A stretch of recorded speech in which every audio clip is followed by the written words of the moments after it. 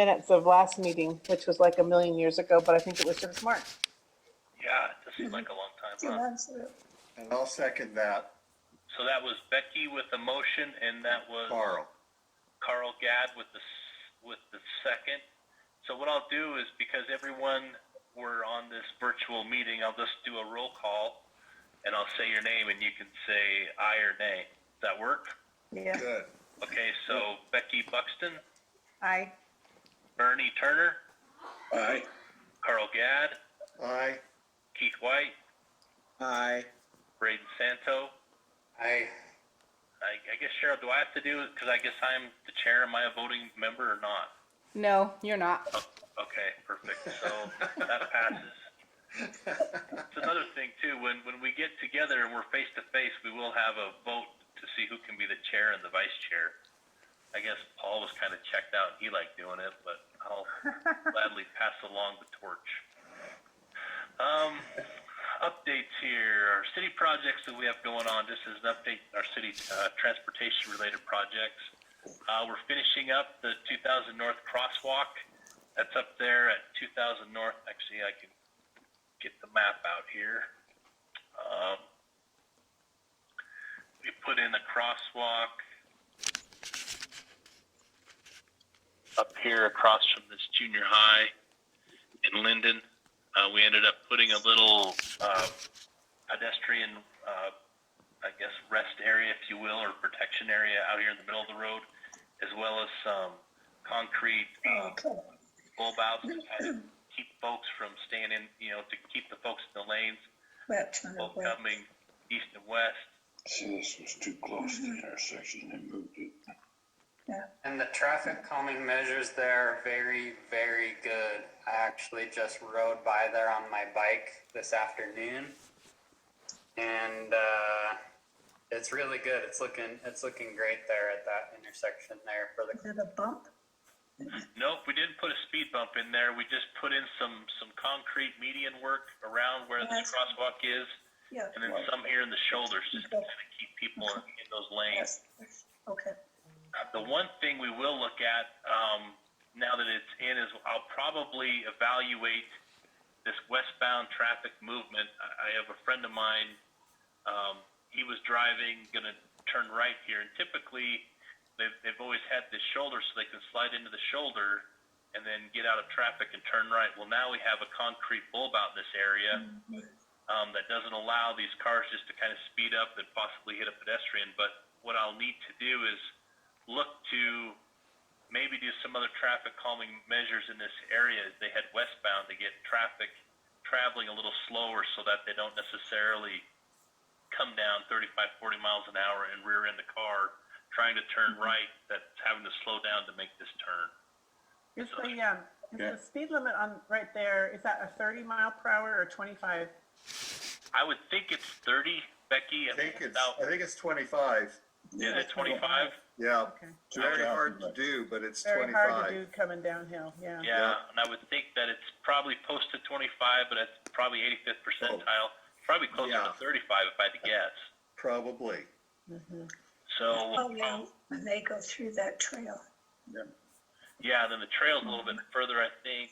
It's further east. Yeah, it's right Keep there. going. There it is. Yeah, they're just getting a good start again from the trail. Yeah, exactly. Well, I wonder if the junior high could do better about getting people to use that spot right there in the middle. That's also a drop-off point instead of taking the kids to the front of the school. No, that's the flagpole. He's pointing at the flagpole. That's what it is. Can they get off there? Oh, they can walk in. Yes. Okay. Yeah, that's a drop-off point, but not a lot of people use it. I Right. don't think they know. Yeah, it's harder No, with it's harder to do that with junior high kids. The older students, they're just harder to corral. They are truly more like herding cats to get them to one area or the other. For I'm sure. surprised. But yeah, I think, go ahead. Hey Sam, if we get to a point where we want to introduce any more traffic calming a little bit further east of where that new crosswalk has been put in, a group of cycling and pedestrian advocates who I'm sure would be really glad to do a tactical urbanism project and do kind of a pop-up sample in the area. I think that would be a great, what's the word I'm looking for? Candidate for that type of project, right? We can put up some temporary traffic calming measures and see how people react in the neighborhood.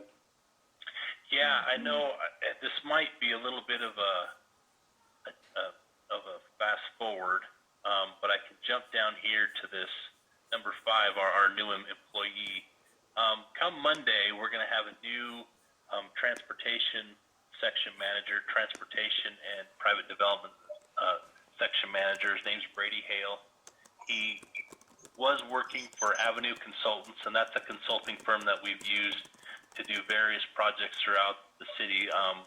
His background, besides Avenue, he's only worked at Avenue for, it might be around 6 months now, but he was under traffic and safety with UDOT Region 2, which is essentially Salt Lake County, with them for quite a few years, and then within UDOT, he also did some work with their maintenance department as well. So he's been with UDOT for quite a few years. So now we have hired him. He's going to come on board on Monday, and I already have a short list of things for him to do. And one of them is going to be to evaluate this crosswalk. And then to your point too, Braden, I think we do want to do some tactical urbanism, but I think it'll probably be a fairly large collaborative effort as far as, hey, we are going to do something here. These are some of the options. And then we'll go ahead and try them out and then put in kind of a permanent solution. That's the one thing that it's worked out pretty well down by the fitness center where we went in and painted in that roundabout and we put in those delineators, and it's worked out well. And it's worked out well there because we don't have a lot of traffic. And now that we get done with all this other work with the fitness center, the possible water tank down in that area, we'll probably actually put in a roundabout. In this area where we go to look at putting in these temporary features, what I want to do is test run them each for a week or two, whatever we decide to do, but then actually have kind of a permanent solution, because I really don't like giving folks, hey, this is what we're going to do and then leave, especially in an area where it's pretty heavily traveled. So Yeah, this is a high traffic corridor for sure. So yeah, we want a more permanent solution as the final thing. Yep. So yeah, but I'm definitely open to suggestions when we decide to meet and look to see what we can do to slow down traffic in the area for sure.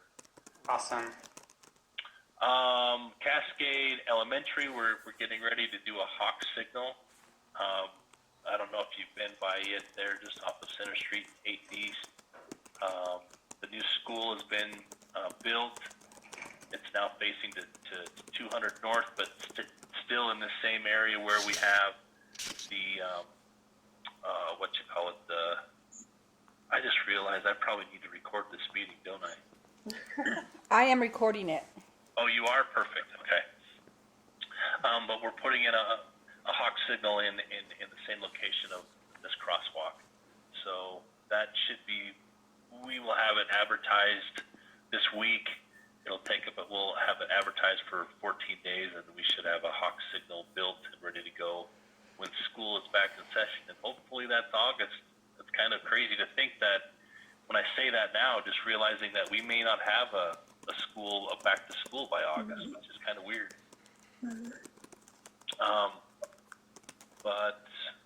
Let's see what else. Our 2020 Roadway Project has been, we're moving forward in the awarding phase of that. We will be, the project has been reduced a little bit. Part of the scope of the project was to overlay Palisade Drive. We will actually be doing the overlay part of it next year. We reduced the scope of the project by about 25%. Our roadway projects are funded by two main sources. One is our BNC road funds, which is our gas taxes. And then the second, we have a 1/4 cent sales tax that the county has applied towards transportation improvements. So we have those two funding sources for our roadway projects, but those two funding sources are also dependent upon sales of gas and then sales tax on goods. And with this recent pandemic, we're projecting probably at beginning when this all comes to play, maybe like a 60% reduction in what we would have expected in our months of when they collect the gas tax and sales tax. So we've kind of, for the next year, for our next year's fiscal budget, we've estimated that they'll be starting out of the gate about 60 to 50% less than what we expected. And then as this slow rollout continues, we'll gain some momentum and get some of that back, at least get back to where we will project similar growth over similar years. But that may not be till around January, where we think our gas tax dollars will be where they're supposed to be, and then same as sales tax. And obviously that's all dependent upon when we can roll out. And to your guys' points, if most of us keep wearing masks and we can keep this spike from being too much of a spike, kind of a quick up and down, and then we can get back to this opening, then those numbers could come back sooner than later. But that's kind of where we're at with the roadway project. We just eliminated the overlay because this project was going to be a little bit exciting too, because we planned on taking out all the speed bumps and putting in some speed tables, but now we'll wait and do that work next spring. We'll actually do more of that traffic calming there, but we will be doing other areas of the city. We'll finish rebuilding these roads up here in the northwest part of Orem.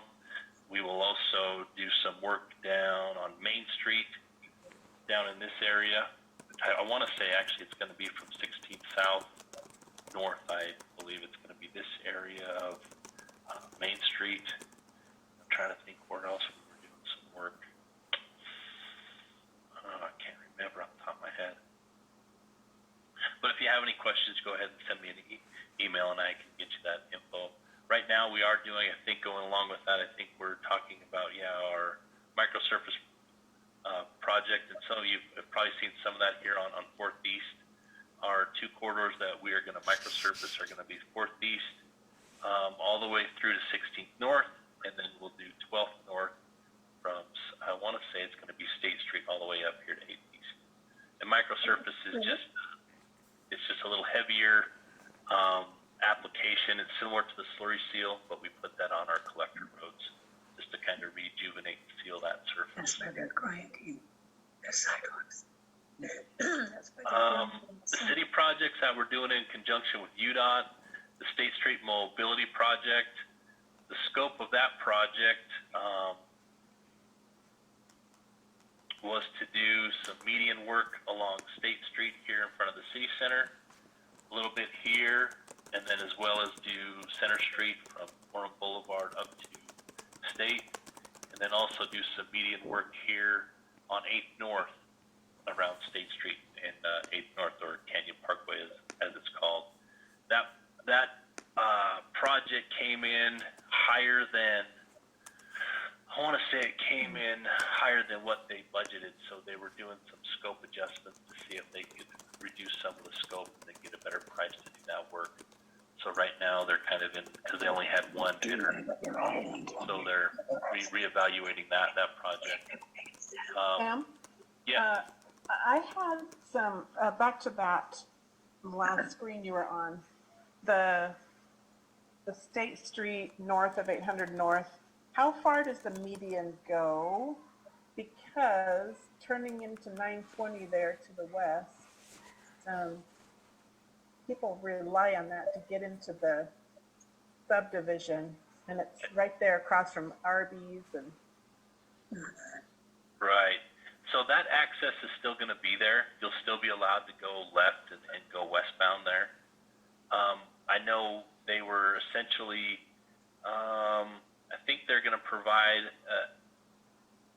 what we're trying to do with this project was eliminate this access and try to take this access, put a right turn pocket in here to allow a right in, and then I think the full access for this development was going to be further west in this area here.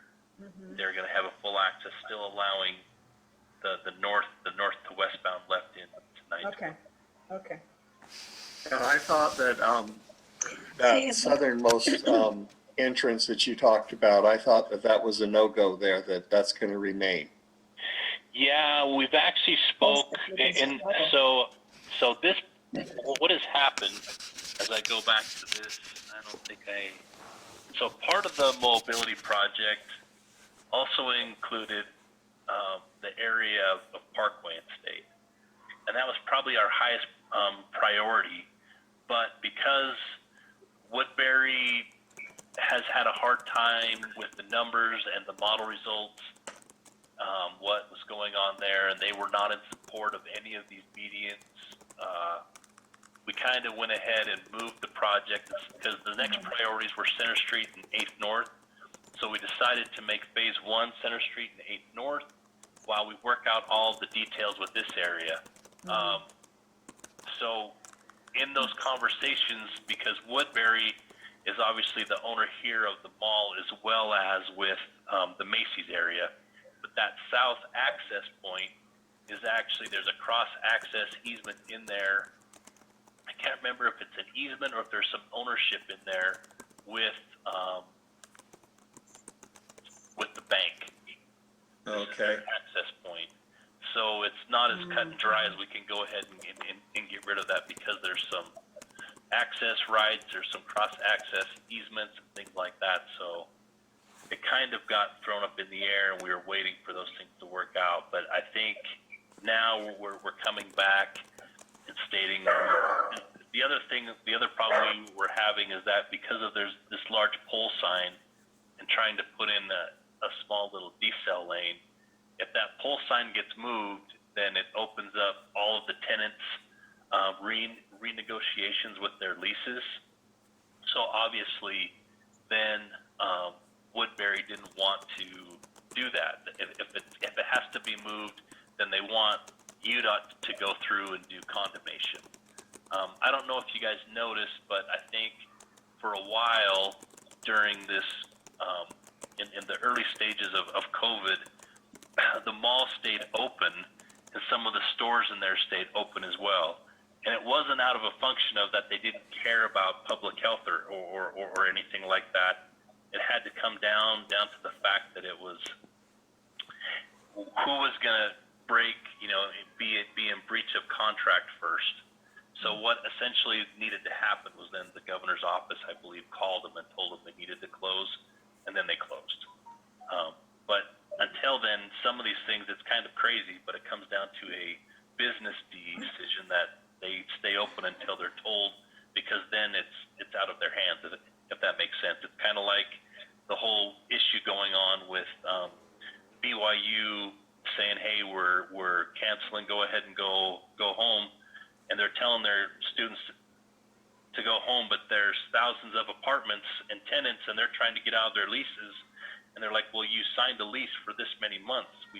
Understanding that school is closed, but that really doesn't affect, the contract and whatnot. So it gets kind of weird. Anyways, I kind of digressed a little bit, but yeah, back to this point, it wasn't necessarily all just Woodbury's property in here. It also has to do with the bank. So we're hoping and we're hopeful that this access gets closed. That's just kind of dangerous. And I mean, this would be I think third time we've been doing any work in this intersection, or fourth time, and it's like, and I told the guys at UDOT, it's like, come on, we've been at this area way too many times doing construction, and every time everyone's asked, why is that still there? It's a safety hazard. So hopefully we can get it resolved with this mobility project. 8th North Sidewalk, we have money from MAG this year to finish off this little piece of walk between this development and the hospital. And I don't know, Becky, if you know, but the hospital has purchased that vacant piece of property. I think they're right now doing a remodel on their campus with plans of actually expanding onto this parcel, but it's not going to be for a few years. Okay. Yeah, I'm just pretending to I'm not going to say a word to my neighbors. That's, Okay. and I told my husband, and I swore him to secrecy. We know nothing. We know Yeah. nothing. But that'll be great to have that sidewalk. That's going to be a huge improvement. Yeah. So UDOT has I think $13,000 or $15,000 that they're going to contribute as well to this project. So with Brady coming on board, it'll free up some time, and we'll get this project moving forward. So yeah, we can go ahead and continue on and keep this wider sidewalk coming down through, and then tying in here. And as the hospital redevelops, whenever they go to do anything big on that site, we'll also require them to widen down through their frontage as well. Great. 16th North, that project has kind of stalled a little bit, much to my frustration. I mean, it's now in UDOT's in their inventory, and each year they go to the Transportation Commission with their proposed list of projects that they need to have happen in that year. And this one hasn't scored very well. I think it scored 50 or 52 out of the whole state. So, which is a little frustrating to me, because the whole purpose was, we thought, there was the $4 million that the state received for this corridor. We had our MAG funding, which totaled to be about $4 million from the state that we got during the legislature for this corridor. And we have about 8 that has come through from MAG. So we have about $12 million that we can put towards the construction of this project. But they felt like there was other higher priorities that they could apply for build grants and other things like that to get additional federal funding. So we're still on hold, but we're still reminding UDOT. We meet with UDOT MAG on a monthly basis, and we're constantly asking, hey, when is this project going to happen? Because the whole reason why we went through this process of this jurisdictional transfer was in the hope that this project would be kind of moved along and widened sooner than later. So that's where we are with that project. See, the Mag City projects, the 4th West, 12th South Roundabout, we're still moving forward with it. We're finally getting to the point where where we're hiring the acquisition agent. So she will be going out and meeting with the property owners. There's been some initial contact with, I've ordered a couple appraisals for these 2 parcels here. In that time, when the appraiser met with the property owner here, they're very open to selling. This one has been kind of funny about the whole thing, really hasn't said much, been a little bit more reluctant to sell. But also, with that being said, her mother lives in this area behind her somewhere. I'm not exactly sure where. And she still takes care of her, so that's why she was kind of wanting to be in close proximity. So, but I'm hopeful she would want to sell and find a home in the area, just because it's going to be a nightmare to live that close to the roundabout. I mean, she already sees it, she already feels it, but obviously if she doesn't want to sell, there's not much that I can do, because we're not going to exercise eminent domain or condemnation or anything like that. So. Let's see, the tip selection. So that is, a lot of that process has been put on hold just because of COVID. By now we would have had another meeting going through, and I don't know if you guys are all familiar with the MAG tip selection. TIP is the transportation and improvement projects, but every 2 years there's funding available. All of the communities that are within that MPO area, we submit projects, they're ranked, they're scored, and then there's a cutoff line, and then people then proceed with their idea report from that point to a concept report. What we have submitted on is to do some improvements down here at Center Street and 12th West. What we're asking, the scope of the project would be a northbound to westbound dual left, so folks can turn left and get onto the freeway, as well as we are going to also extend this third through lane up to 10th West, allow that to go through. We'll also lengthen this left turn queue for these folks that are going west to south, which I'm one of those, which hasn't been a problem with COVID, which has actually been kind of nice. Get back. But also with that, this eastbound to northbound left would actually turn into a through U, which is similar to the intersection at 123rd South. So that's kind of the scope of that project, and that funding won't be available till 2025. You're gonna do something the same as 123rd South in Salt Lake? Yes, ma'am. Are you ready for, have you ever tried that? Yeah, it's awesome. It's ridiculous.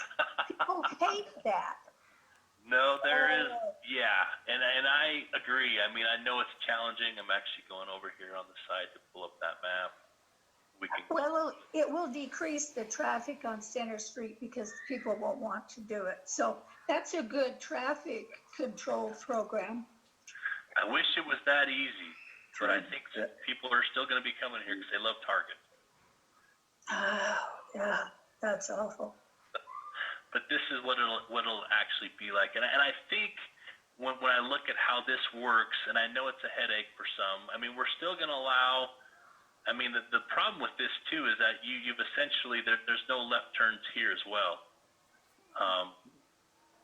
That's what's hard as well is these lefts have to go through and turn around, and we're not going to do that at that intersection. We're just going to have the one leg of it be a through U, which should actually, when you look at it, when traffic is backed up, for these folks to get into their development, I mean, you have a short little left turn queue here that you can kind of make that movement, or if you come up here, now you have a signal so they can get in here to go to their development, or it's better access here to this gas station as well. So understanding what you're saying, but we're not going to do all of the legs to be that through you. It's just going to be this one leg. And when they modeled it, and UDOT even agreed that it's probably actually an ideal place for it because there aren't any other access points except for here and here.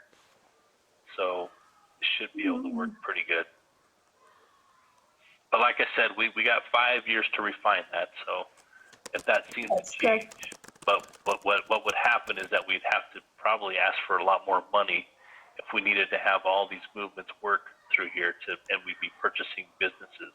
That's why that through you, it allows us some opportunity to work with the real estate we have here, because then this left turn is eliminated and allows us to stack all these cars that want to turn left. It allows us to bump this over, but it allows us to go ahead and take these cars that are stacked through the intersection. So that's why we're pretty excited about seeing that. So, but like I said, it's not going to happen until 2025. We'll do a pretty good job of public involvement. We'll analyze it, see what we can do, and if it won't work and we can't make the geometry work, then we can always look to do something else. But chances are, if we have to go a little bit wider, which isn't going to be a problem on this area because this is UDOT Orem property, we just have it be substantially more because we would be purchasing these businesses. So we'd probably go from a $5 million price tag to probably more like an 8, if I had to guess, 8 or 9. But we'll see what happens there. I already talked about our new employee, Brady. He'll be coming on board come Monday. Got a few projects for him to look at. Other than that, do you guys have any questions about any of the happenings in the city? It seemed like last time there was a lot of questions or comments about the development that's going on within the city or things that we're doing.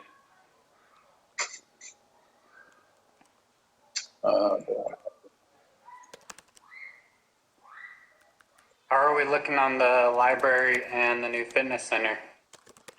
The library is moving along pretty well. I'm trying to think if, as far as I know, we're on schedule. I know it was bumped back a little bit because of weather, but I think since then we haven't had any changes in our schedule. That project was our traditional design, bid, build project, so it seems to be moving along pretty well. Cool. We just finished. We did some of our storm drain improvements here in the parking lots. You can see the bricks going up on the front there. We got some of the sidewalks poured all throughout this area, and now we're taking the time to run conduit to the trees for lights for Christmas time. A lot of that area, that there was just a big thick cord that was laid across the grass, which got a little scary if they forgot it was there and we mowed. But yeah, we'll be doing that. Fitness center, we're probably looking like, I think last I heard, to open up at least the pools probably around August. We had some pretty major issues happen in there. The hot tub put us back probably about a month. With the hot tub, it turned out a lot of the guts of that, the pumps and the plumbing, were 40 years old, and it really didn't make any sense to put in a few new pieces here and there and try and limp that thing along. It was interesting. We were essentially approved to run, I want to say, a 1,500-gallon facility there, and I think it was closer to 2,500 or 3,000. So we really didn't have any of the apparatus to keep it up to county health code. I don't know how that happened or whatnot, but we decided we got to make it right. So we demoed the whole hot tub, put in brand new plumbing in there. But with all that being said, it's kind of interesting. I was just talking to Ryan, the director, and he's kind of the project manager over this. The interesting thing about the hot tub is that when you go to put the hot tub in, all the plumbing's there, you get the shape done, you put the tile in, and then when you go to plaster it, as soon as you plaster it, you have to have water in it, and the water helps it cure. And it can take up to, from what he said, up to 3 years for that plaster to cure. So with that being said, you have to get a lot of the work inside the pool area complete and done, so that the last thing you're doing in there is plastering the hot tub and then filling it with water, because you don't want to plaster it, fill it with water, then try and do the other work in there with debris falling into the hot tub, and then it messes up the pumps and things like that. So it takes about a week for that process. So they put out, and this project has been what they call a CMGC, which is a construction manager general contractor. And then as well with that process, it's kind of a design build. The construction manager there is on site, as well as the general contractor and the architect and the structural engineer, the mechanical, all of them are together.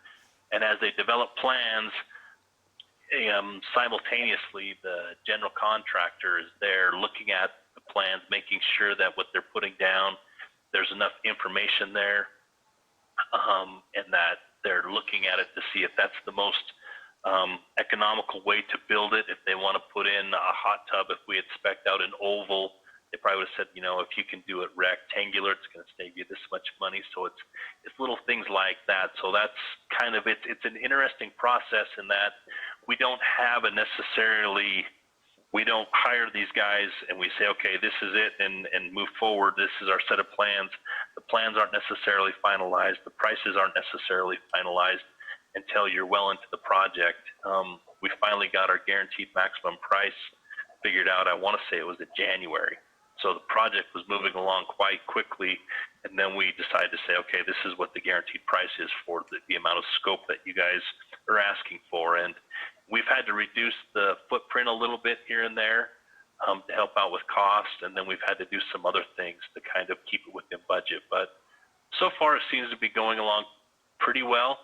But like I said, we're probably a month behind on a few things. So, but I mean, it's been kind of hard to gauge and do too much with it, because I know the library was put behind by a few weeks because we couldn't get the furnishing for the auditorium. The chairs are being manufactured up in Michigan, and during the COVID thing, I want to say Utah was one of the few states that was kept up and running for some of the essential businesses where some of these other states just shut everything down. And that's what happened up there, is that the plant that manufactured the chairs was closed for a while. So because of that, they had to do some other things to try and encourage them to open or reevaluate what's essential and what isn't. So that has been one delay for the library. I did forget about that one, besides the weather. I'm concerned about the 3 Orem employees who have tested positive for COVID-19. Do you know how they are?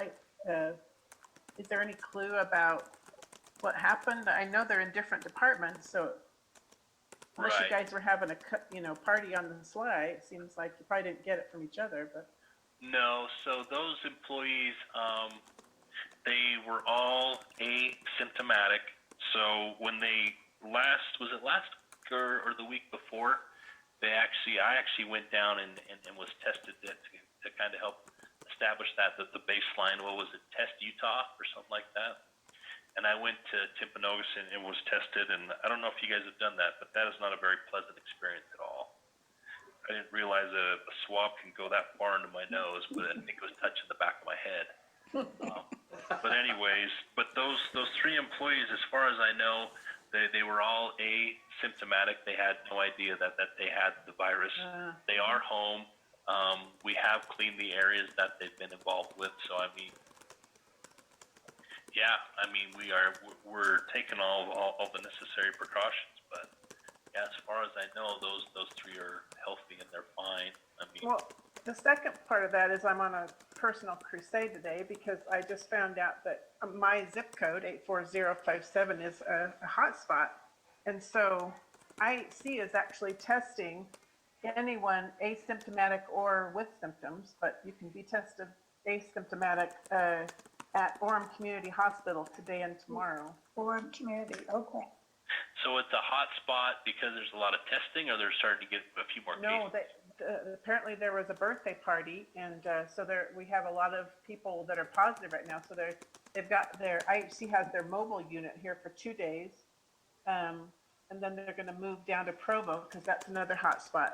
But yeah, I guess so. You need to call the IHC COVID number if you're in our zip code 84057, and then it'll go a little faster when you get there. If you just show up, it takes a few more minutes than if you call ahead. So is it a drive-through, Becky? It's not. You have to go stand in line, but they're little circles. It looks like a cakewalk. You're separated by 6 feet, and everyone's wearing masks. And there are lots of workers there to make sure you're doing it right. And it was very fast for me. It was about 10 minutes, I think, from the time I arrived. So, Do you know what hours they're operating that? yes, 11 a.m. to 6 p.m. So not Okay. today, but tomorrow you can try for 11 to 6. And I don't know too. Is that Test Utah website still up and running?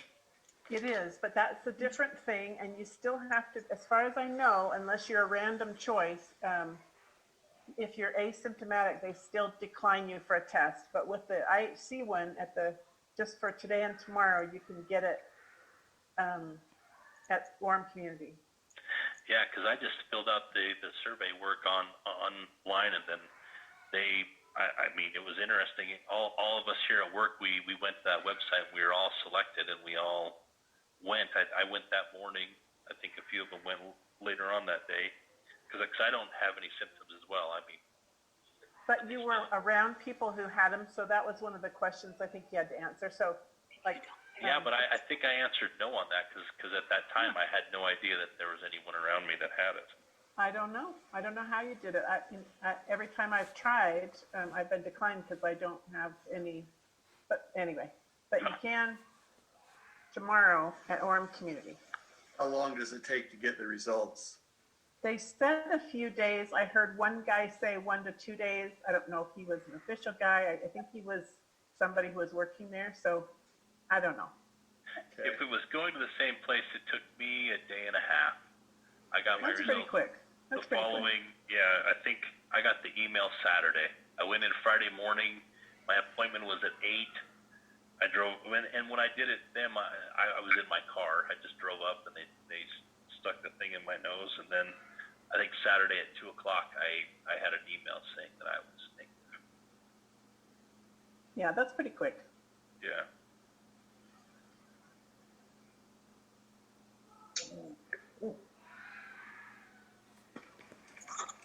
But other than that, any other questions, comments, concerns?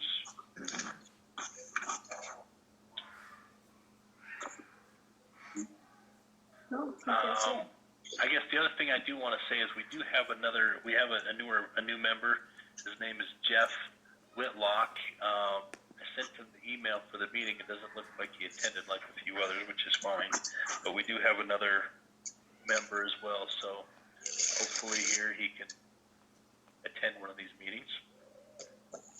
But if other than that, I guess I can entertain a motion to adjourn.